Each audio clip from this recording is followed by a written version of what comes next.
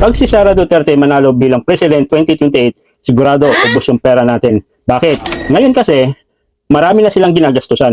Malaki na ang naubos ng pera nila. Simula doon sa Tatay Digong na, yung pag-aabogado ng Kaufman at iba pa.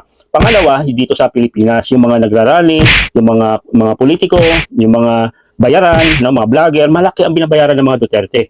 Kaya gusto nila bawiin yan pagdating sa 2028. Yan po yung nasa isip ko. Yun yung aking opinion ko lang naman. Dahil sigurado, no? Babawiin nila yon, di ba? So, agree ba kayo sa akin? Kasi sasabihin ni mga Duterte, malaki ng gastos natin, di ba? Para lang magawa natin yung kaguluhan sa Pilipinas, di ba? Rally dito, rally doon, di ba? Invento ng fake news, siyempre babayaran may mga tao, katulad ngayon may mga ex-marine kamo, tapos may mga abogado pa, kunwari nagsasalita, may mga dating congressman katulad ni Mike Defensor. So malaki ang mga pinabayad ng mga yan, lalo na sa mga vlogger ng mga DDS para mag-spread ng mga fake news. So nakakatakot pag si Sara uli o isa sa mga Duterte o upo sa 2028 kasi siyempre, babawin nila yung ginastos. Siyempre, trillion na naman. So, hanggat maaari, iwasan talaga na may mauupong Duterte sa 2028.